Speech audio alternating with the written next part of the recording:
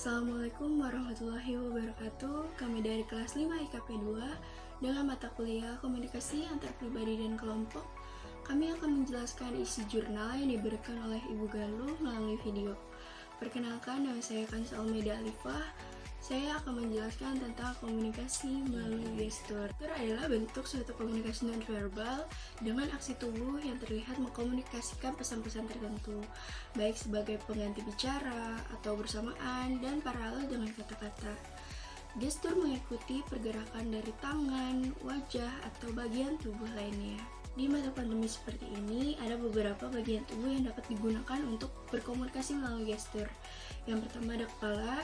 Bagian tubuh ini digunakan untuk isyarat menolak dan menerima dengan cara menggelengkan kepala dan menganggukkan kepala. Yang kedua ada tangan.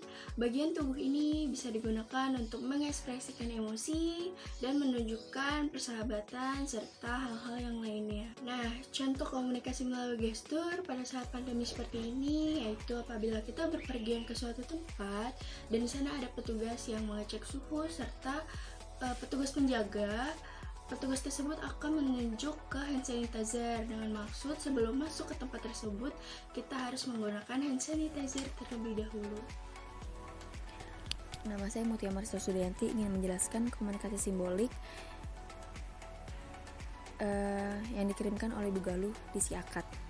Komunikasi simbolik ini adalah komunikasi yang disengaja melalui simbol, di mana perilaku komunikatif memiliki hubungan yang ditentukan secara sosial yang sewenang-wenang dengan rujukannya. Pengetahuan yang harus dipelajari dan dibagikan oleh pengirim dan penerima.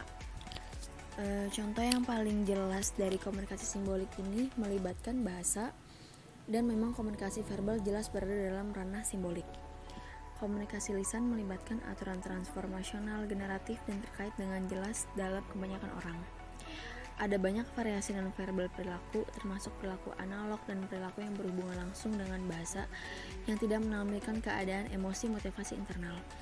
Contoh komunikasi simbolik dalam masa pandemi corona ini adalah saat kita berpergian keluar rumah, kita diharuskan untuk memakai lengan panjang, masker, face shield, dan hand sanitizer. Itu karena kita menunjukkan ke orang-orang dan menunjukkan bahwa kita sedang berada dalam pandemi yang diharuskan untuk menjaga kesehatan, untuk mempunyai protek dalam diri kita agar tidak gampang diserang oleh virus tersebut. Dan selanjutnya komunikasi semu spontan. Komunikasi semu spontan melibatkan yang disengaja dan proporsional manipulasi pada pihak pengirim ekspresi, hampir identik dengan spontan layar, yang bagi penerima dapat berfungsi setara dengan valid tampilan spontan.